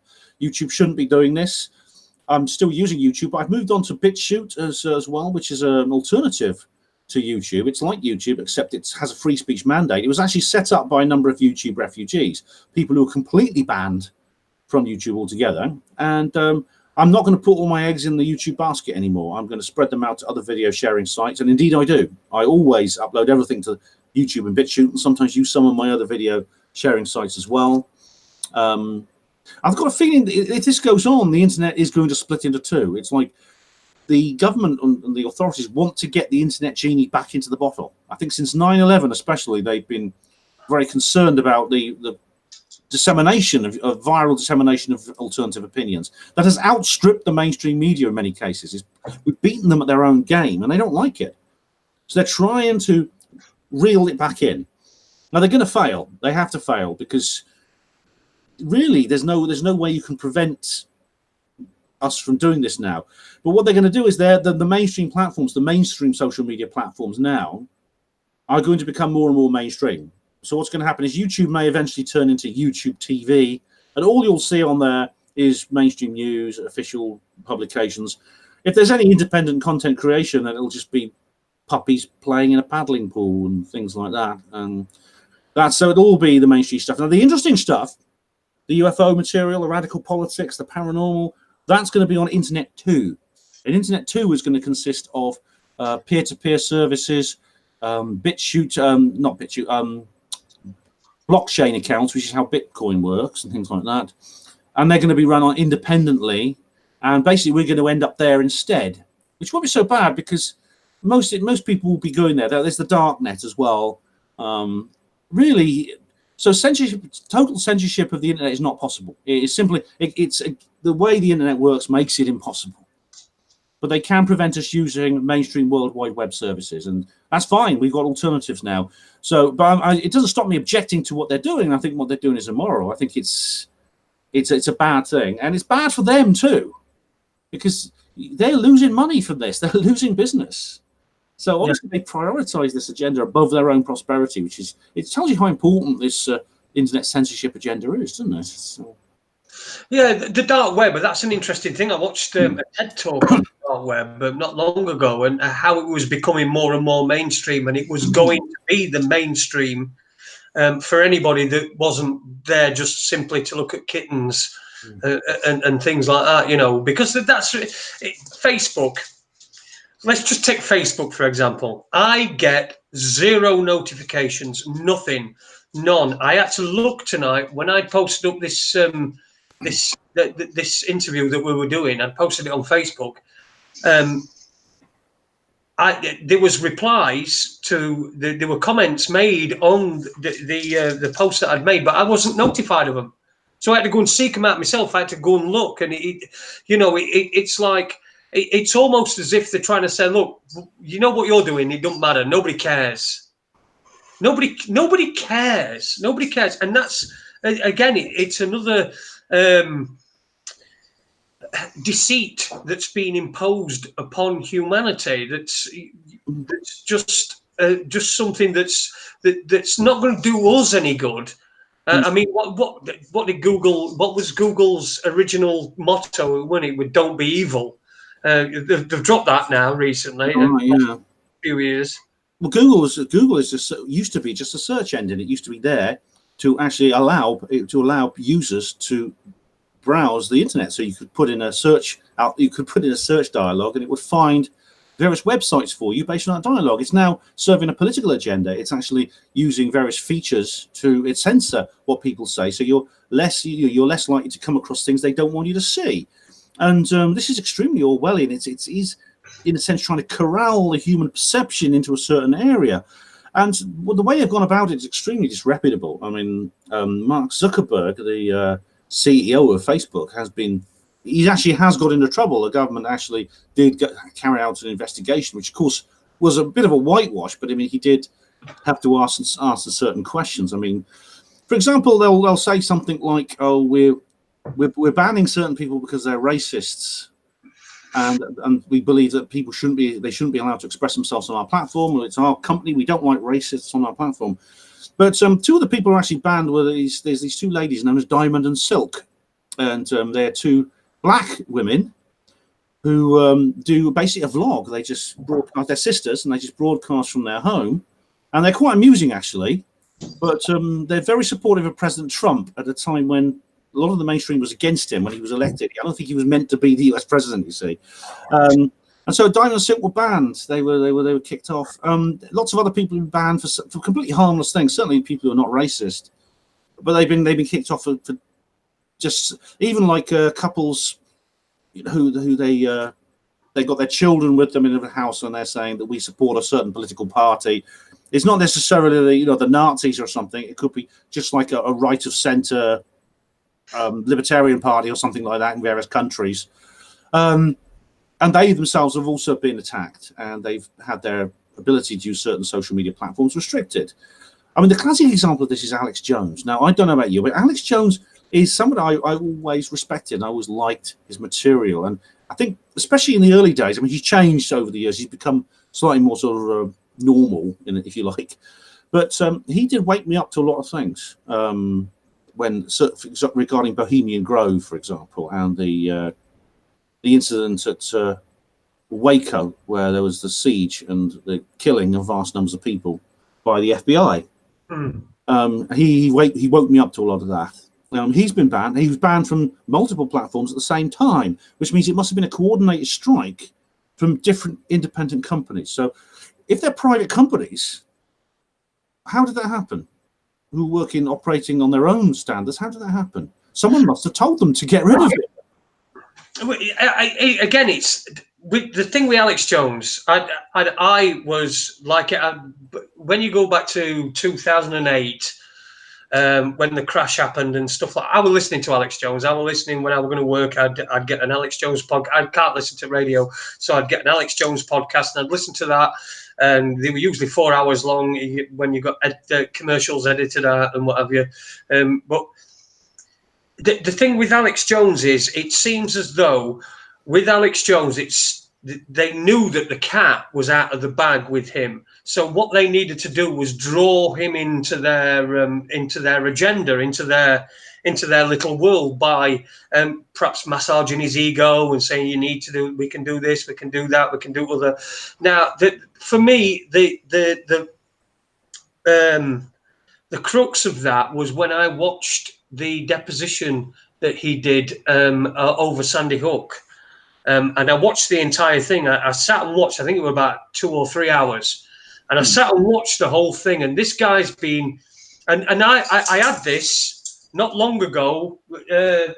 Well, about a year ago, or 2 years ago, where I had to go and I was compelled to answer questions about my personal life and everything. And I managed to be able to answer the questions in the way that I wanted them to be answered, and to be able to exonerate myself from this crap that that were being aimed at me. Now, Alex Jones, when I watched his deposition, there were several opportunities for him to strike back and say, no, well, this is nonsense, or that's nonsense, or this is nonsense. And I noticed that he went away from the old, he went away from his previous stance that Sandy Hook was a hoax. And he sort of, I don't know, it just seems as though he's been drawn into it. I know he helped Trump and all this sort of stuff, and I've got no problem with him helping Trump. I think Trump's been very entertaining as president of the United States. You know, but the Alex Jones thing, it just seemed to me that as though the opposition, if we call, as we call them, they realised that he let the genie out of the bottle, and then wanted him to sort of go a little bit mainstream and give him a few incentives. And he obviously got a decent amount of funding and stuff. And so they sort of dragged him, whether it were kicking and screaming or whether it were for whatever reason, because I know he got divorced, so I would imagine that cost him a pretty penny. I know he's not a poor man, so you know, it's just that's my take on Alex Jones, and I don't know what you think. I don't know if you've seen the deposition that he did on the Sandy Hook thing, when I think someone's suing him to. You see, this is what I'd be saying if I was standing by what I'd said in all the things. I'd be saying, well, hang on a minute, these are real questions that need to be answered. Yeah, he was capitulating. Go on. Yeah, I think he should have. I'd like to have seen him double down and stick by his guns. I mean, I don't like to judge him. I mean, he's obviously very frightened by this, and of course, being in this situation, because he has been targeted by a class action lawsuit instituted by a group of people who claim to be the parents of children who were shot dead at the Sandy Hook school, and they have come together and they claim that they've received harassment as a direct result of Alex Jones's actions.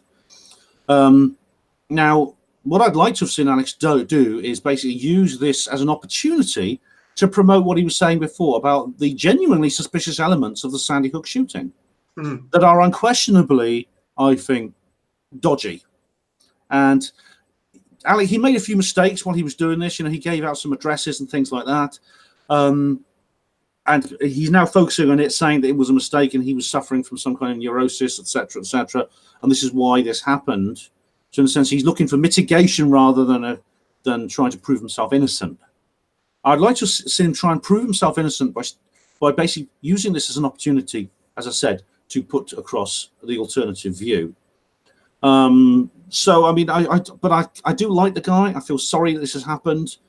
I hope he won't be completely taken to the cleaners. And I hope to see him continue. I think it's all going to blow over. I think this is all part of the deal. I think that, you know, you go on and you say, actually, because he doesn't, it's how big in it as some of this, the guy that there was the police, he was a security guy in American schools, and he said, look, Fritz Halbig, I think his name is, and he was removing himself from him. He was distancing himself from Halbig, and Halbig had come on his show and said, well, this doesn't happen, that doesn't happen, look at this, look at that, look at the other. And I would have, like you say, I would have liked to seen him stick to his guns and say, well, come on then, if this is not true, tell me why it's not true. Prove to me why it's not true. I believe it's true, and this is my deposition. That's what I would have liked to have seen. And there were many, many opportunities. The guy that was interviewing him, the guy that was questioning him was absolutely useless. The questions were inane and nonsense.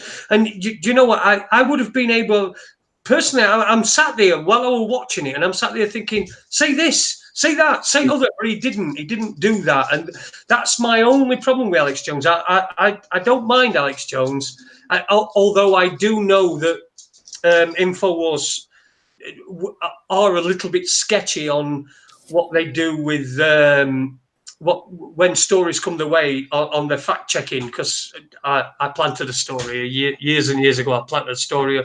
I planted a story on the 9/11 movement, the UK 9/11 movement, which then I knew it were going to get relayed to Alex Jones, and it did, and it ended up on the front page. Oh, really? This bogus story that I'd made up. Right, so I knew that they were a bit sketchy, and they were a bit, they weren't fact checking and doing all the stuff. I think it was around the time of, it was around the time when there was going to be a BBC documentary on 9/11 about the conspiracies, Yeah. and I wrote just basically a little. I did a little bit of research, and there was a guy called, I can't remember, he were in charge of BBC America, and I said, this guy's gone, and what they've done, I said essentially they've done two shows. One show is telling the truth, and one show is just the hit piece. Yeah. They ran with that story. That's for me, that told me that they don't really fact check the story. Garth Ansier, that was the guy, the BBC America, Garth Ansier. Have a look at that. If you go on InfoWars and you look at Garth Ansier, BBC, two stories, if you search, it's from years and years and years ago. But I popped that there. And I didn't feed it to him directly. I fed it to him through the 9/11 UK movement. I think the guy that did it ended up becoming somebody called Paul Joseph Watson. Paul Joseph Watson. Yeah, Paul Joseph Watson is like he's worked for InfoWars, and now he does his own YouTube. He does his own kind of YouTube work. I know Paul Joseph Watson. Yeah, I'm familiar with him.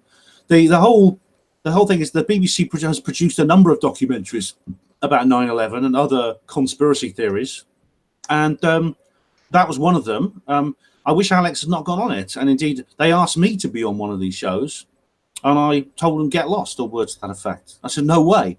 And when I saw the documentary, I was very relieved that I hadn't been on it. Very relieved indeed, because it was terrible. It was appalling, an appalling program. And there's a limit to how bad a TV program can be by accident. This was intended to distort and to distract. And there's no way I will ever be a part of any production that would do that. And Alex must surely have suspected that he was going to be set up for a hit piece like that. And he should have. Why he thought he could get something positive out of that, or make this a net dividend, I don't know, because there's no way he could. I know many people who are always convinced that they can ride this dragon. I say no, it's going to be different with me. I know how to handle them. They say that, but they're dealing with I say experts in psychological warfare, and you can't. It's hubris to think you can get away with it. They will film you for as long as 2 weeks at a time, and they'll edit you down to 20 minutes. They can make you say anything they want. They can distort. Yeah. They can distort things. Never ever have anything to do with the BBC. No, don't touch them. Just say no, like they used to say with the drugs. Just say no. I wish Alex hadn't done it. It was an awful program. I know he did a program. He actually interviewed the director afterwards and had a right rant at him. The director was unrepentant and just said, "No, it was a good program, really, Alex. We were just being honest." They weren't being honest. They were lying through their teeth. And indeed, I've spoken to several people who have made the decision to go on the programs, including the program I was going to be on. I think it was one of two programs I was going to be on. And it weren't Conspiracy Road Trip, were it? You were going to be on. I was asked to. I think it was either the UFO one or the 7/7 one. I'm not sure, but they asked me to be on. They also asked Channel 4 actually asked me to be on a documentary as well, which is just as bad. Again, I told them to get lost. But I mean, I've spoken to people who've been on those programs, and nearly all of them bitterly regret it. And some of them have come to me and just said, "I wish I'd listened to you because I advised them." To me, they wish they'd listened to me because I advised them not to go on it. The media, the mainstream media, is absolutely and totally and utter a propaganda piece, and it's in many cases it's state subsidised or state funded. In the case of the BBC, it is a state-run organisation. funded by the TV license payer. So in a sense, we're forging our mental shackles by paying for it. And well, I mean, I just refuse to pay. Just refuse to pay your license. And when the TV enforcement officers come around, tell them why. There's nothing they can do about it. They have a backlog of 150 years in terms of the cases. So it's not even criminal anymore. It has to be handled in a civil court. So don't worry about it.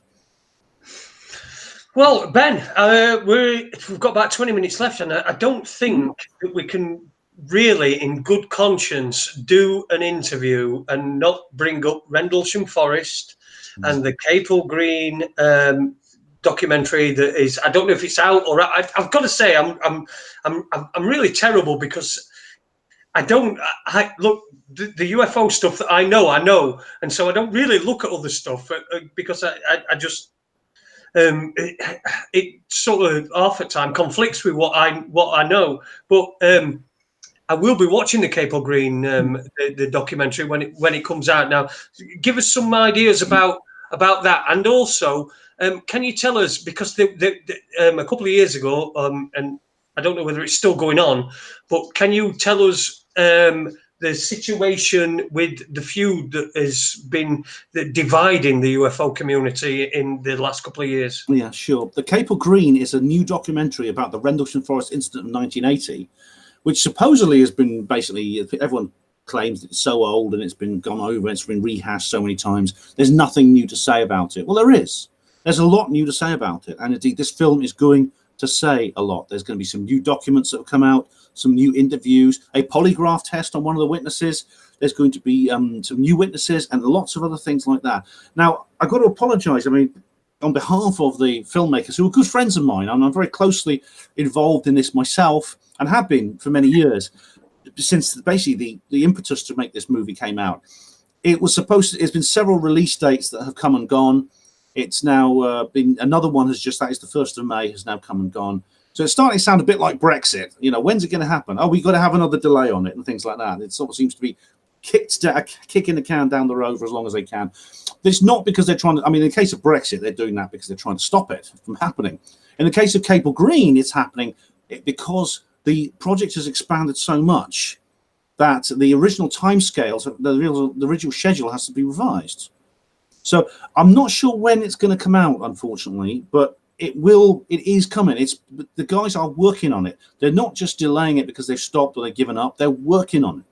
Well, you see, when you're talking like that, when you say, but it's not that it's not come out because guys are not working on it, but we are talking about people that we're not talking about television companies with huge resources. We're talking about people that are doing this on minimal amounts of money, and all you've got to do is look at the Great British Mortgage swindle, which was again another one that was going to come out, and finally it does come out, and it's doing a lot of good, and it's really doing. So people need to be a little bit more patient, don't they? And they need to not really patient, because you want people to be anticipating it and really want to see it, and you want to get them excited.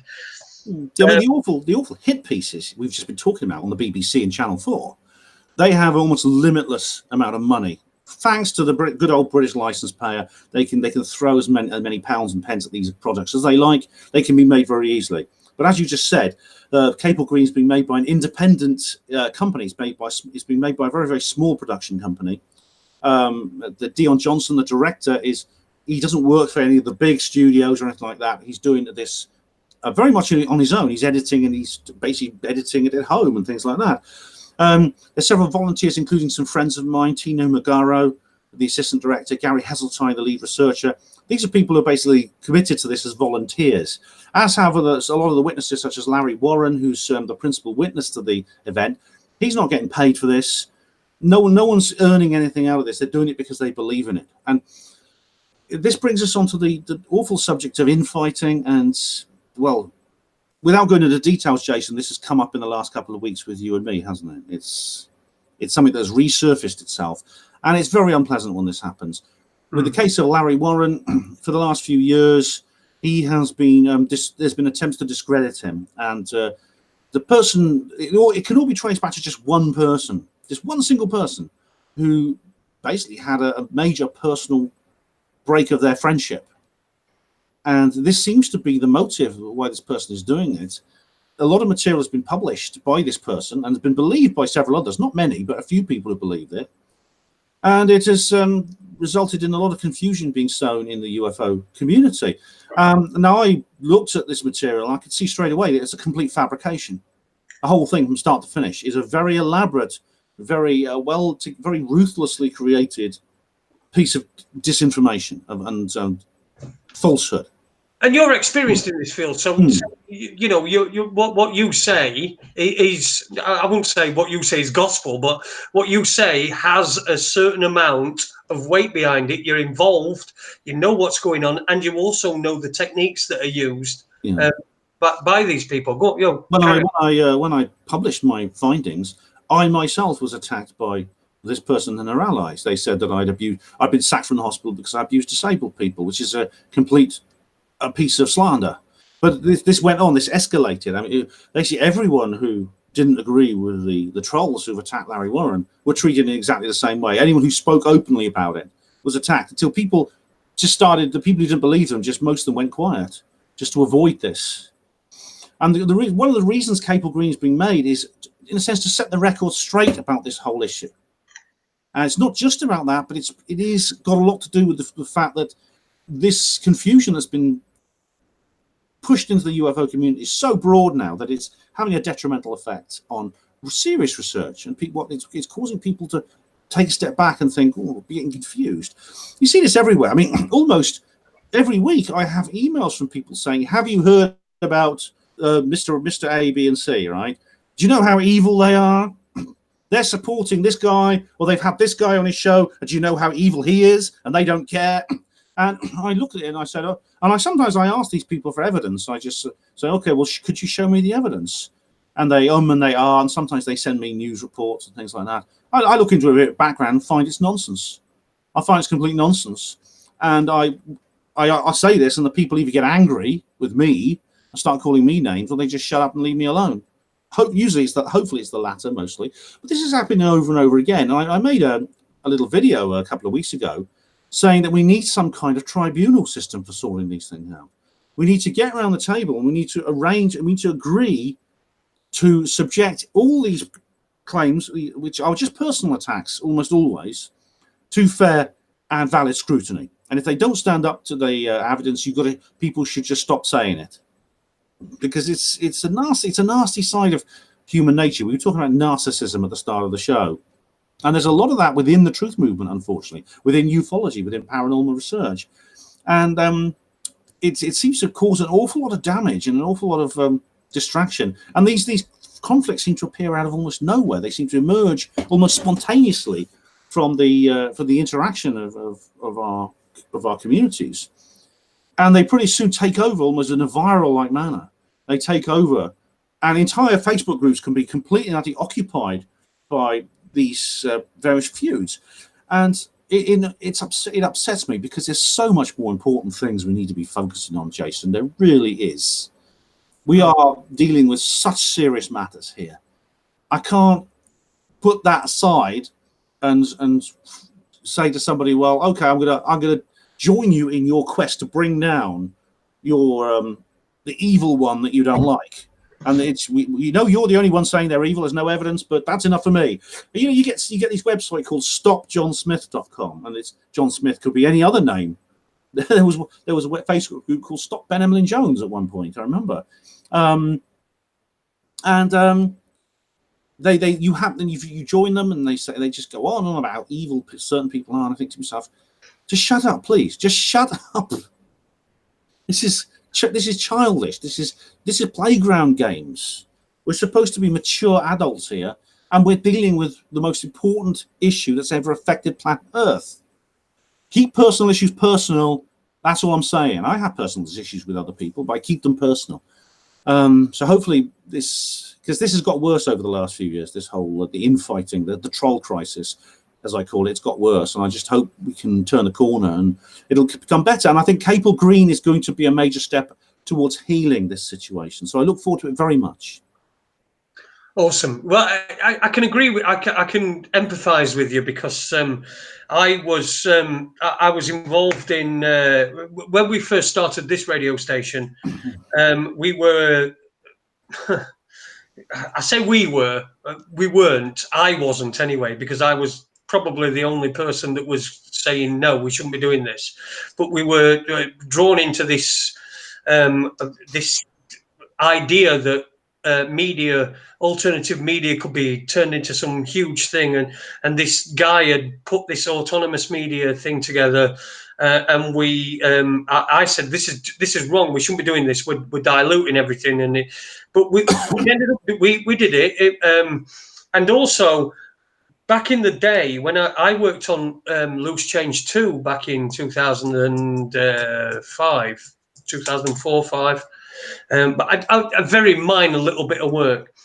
Now, when it came to that's another thing. Loose Change had a huge impact on the internet. There were millions and millions and millions of views on Loose Change, and what happened was then I was consulted. Jason, Dylan, and what's the other name? Corey.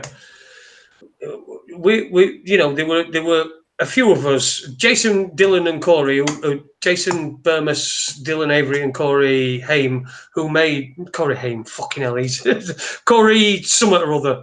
I know what you mean, yeah. Yeah, you know what I mean. But we got to Loose Change, and they were going to make Loose Change Final Cut. Now, when they said that they got Marty, what's his name? That Sheen bloke. Marty, is it Martin Sheen? No, it's Charlie Sheen. Charlie Sheen. Charlie Sheen were originally going to narrate it. So this was October. We're having this meeting, this little online meeting. So Charlie Sheen was going to narrate it. Then we got Mark Cuban, the billionaire, who was going to finance it, which. I just thought, look, this is just going nuts. Everything was changing, and everything within the film, everything that had made the film decent in the first place and good and compelling, and had gathered all these hits. I mean, 100 and odd million views. I thought that we were moving away from that and we were diluting it. And I mentioned that, and that was it. That was the end of my involvement. So I didn't get invited to Charlie Sheen's house. Oh, nice. But, we had. It seems that is it's another way, similar to the way that they've co-opted Alex Jones, as we've been talking about earlier on. That's what they did, only on a much smaller. It was only needed on a smaller scale, because I mean they were just some guys in Oneida in Washington. I think it's Oneida. It's One Eater. So Oneita, and that's the place that they lived. That's where they were from, and it just seemed to me like it were being co-opted. But because they were only young guys, and they were so starstruck by the people that they were meeting with, like Mark Cuban, a billionaire who he ended up pulling out. You see, and so did Charlie Sheen. So Charlie Sheen pulled out. So did Mark Cuban, and then you're left with a skeletal Loose Change 3 that people, Loose Change Final Cut that people are waiting for, but you can't give them all the things that you've promised them, because these people have pulled out, and it's a really interesting psychological game that is played. You've got to be on your guard against things like this. If you may be approached by some rich philanthropist who will offer you something that will an offer, it sounds too good to be true. Do you know what I mean? Now, this doesn't mean that you should always be suspicious and reject any rich person who comes to you and says they want to help you. There are genuine rich people out there who want to do good. I mean, Bob Bigelow, for example, is someone I have a lot of respect for. He's a billionaire from the United States who's funded a lot of UFO and paranormal investigation projects. But you have to be on your guard. You have to look into it, get it checked by a lawyer. Be careful what you sign, and make sure you negotiate. Don't just agree to everything that's suggested. Check it out first. Make sure that the person you're with is aware that you wish to keep control or keep veto over whatever you're doing. If they're genuine, they'll stick with you and they'll work with you. If they're just trying to co-opt you and they're there to try and sabotage what you're doing, as indeed this happened to Nikola Tesla I was talking about earlier, where he did some business deals which basically destroyed him because the people doing him wanted to destroy him. Then they will immediately withdraw. The moment they realise you're not going to be putty in their hands, they will withdraw. Yeah. So be on your guard. Don't just reject out of hand, but be on your guard. And the loose change thing was, unfortunately, the loose change did. It was to begin with when I first saw it. I thought, great, this is fantastic. I lost faith in it after a while because they went into some areas which I think were a bit dodgy, and I could see there was something wrong. I didn't know that what you just told me. I wasn't aware of that, but I could sense something was wrong. So yeah, I quite understand what you said, Jason. Definitely. Yeah, I mean, there were things wrong with that. I mean, we had back in them days, forums were king, right? So good old forums, yeah. Forums were king, and that's where I think we should go back to. We've got a forum here at Raconteurs News. I've got a forum that's been going since 2011. That's got lots of different stuff on it, lots of information, great information on all sorts of different stuff. Which I encourage people to go, but that's the way that we need to do. Because on a forum, if you write a post, people then have the choice. If you have the title of the post, people have the choice to then click on it. Whereas when we get onto social media, that's probably taken away from you by somebody that knows nothing. Yeah. That's taken away from you because these people are shadow banned, and it's all. We need to get back to. It's like trying to get back to local stuff, you know. Yeah, that's it. It is totally about the way the internet's changed. For example, going back to the good old forums. I mean, I cut my internet teeth on the good old forums with a little, with the little PHBB tags and things like that. Now everything's just shifted onto Facebook, and it's all on a singular platform, which can be controlled far more effectively, which is why I still maintain my forum, even though there's hardly anything going on there, because everyone's sort of like onto the mainstream social media. But I think with what we were talking about earlier, with the splitting of the internet into two, we could see a rebirth of the good old-fashioned forum. I hope we do, because that's really, if Facebook and Twitter are going to go full Orwell and just completely remove anything that doesn't fit in with the mainstream narrative, where are people going to go? They're not going to give up. They're not going to go away. They're not going to just start talking mainstream too. They are going to resist. And they're going to resist by moving to other platforms. So I'm keeping my forum is there, ready for when it's needed, and I look forward to it. Come the revolutions, citizen. You can join me on the Hapanlo forum. Or on the Raconteurs News forum, or both. I mean, broaden your horizons. Do everything you can. Listen, I know you've got to get away for 9 o'clock, so I'm going to wrap this up now. But just as a last thing, what you got going on this year? What sort of things should people be going to and looking at? And how is Home Firth going to be on this year? Is it going to be in September? I'm also speaking at several conferences. I had events in Swansea in Wales. I'm speaking at the Probe conference in Lytham St Anne's in September, and I'm speaking several. I can't remember all the various places that I'm speaking, but I do. If you go to the Hapanlo Voice blog, hapanlo-voice.blogspot.co.uk, there's a list of all my public engagements and all my articles and other things are there, and there's lots of links there to my other websites, my YouTube channel, and my own radio show. Awesome. I just want to say, I hope that bed behind you is inclined. It's not, unfortunately. I tried it and it started cracking the legs. But I know about inclined bed therapy, and I just thought I'd bring Andy in again. Andy does do that all the time. He's a inclined bed therapy freak, as it were. I've not tried that yet, but sounds interesting. Sounds very interesting. Listen, it is interesting, and I think it's what's kept me alive for the last couple of years. Ben, thank you very much for coming along onto Raconteurs News. I know everyone has enjoyed it. There's been a lively chat room as usual. It's just been a pleasure to speak to you. Thank you for having me on the show again, Jason. It's a pleasure to be on. Take care. All the best. We will have you on again in future. We'll definitely have you on again. I think you know what I said to my missus. I suffer from terrible anxiety before I do a show. I really do, normally I can't eat, I can't do anything, and before a show, when I get going, I'm all right. But once before the show, I'm suffering from terrible anxiety. I said to my missus tonight, I think this is probably the most relaxed I've been before a show, because I knew that it was me and you, and we were going to be talking, and I know that I know exactly where what realms to talk about and stuff like that, and so it's probably been the easiest interview that I've ever conducted. Oh, I know I'm not very good, but you're great, mate. It has been easy, and I've had no anxiety whatsoever. So big thank you to you, Ben. Thanks, guys. Thanks, Jason. Thank you very much, and thanks for listening, everybody. Yeah, thanks. Yeah, thanks for listening. And Andy, please get in touch with me, mate. If you watch this at some point, I'm sure you will, because Ben. Take care, everyone. Thanks, Jason. See you, Ben. Bye-bye. There you go. That's Ben Emlyn Jones. He's gone back to he's gone back to his non-inclined bed, and a big thanks to him. Let's see what's going on in the chat room before we say good night. Johnny Jamshawel, Jock Thompson's dog is in there as well. He says thank you, Ben. Everyone, listen. I enjoy this.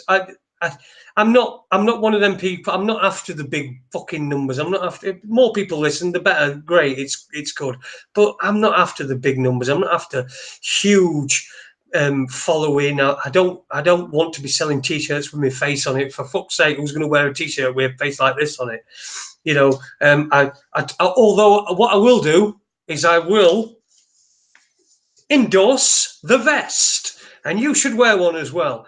Thank you for joining us tonight on Raconteurs News. We'll be back. It's bank holiday weekend, so we're going to come back Tuesday and Wednesday next week. So Tuesday and Wednesday from 7 o'clock. There are going to be some good guests. I'm looking to get some targeted survivors, targeted individuals on. Listen, I want you to support everybody that's doing. Listen, if people are doing stuff, have a listen. If you don't like it, turn it off. But if you do, stick around. But don't just dismiss it because perhaps you don't understand or you don't agree with certain parts of what people say. I mean, I'm sure there's shit that I say that nobody agrees with, but support independent media. Steve Turgoose, he's independent. He's on a Saturday night. It's interesting. It's a little bit like I'd equate it to like watching Open University on BBC Two in the 70s, and a guy with his guitar and he's got. But that's not detrimental, by the way. Also, Cookie Munster as well. He does his show on Monday night after our show. I don't know. I think he's doing a show on Wednesday night as well. So it'll probably be on right after us here tonight, or reality chat. I think it's called on a Wednesday night. And there's a few other guys involved as well. So support them. Give them thumbs up. Give them your support. That's all they need. You don't have to agree with everything that everybody's saying, but if you're enjoying it, give us a thumbs up. Subscribe and a notification, and also we're still waiting for the first Webster report, and I am honestly looking forward to it. I'm going to try and speak to Paul. We've not spoken since we split up, shall we say. I've not spoken to him since then, but I do want to speak to him. I want to offer him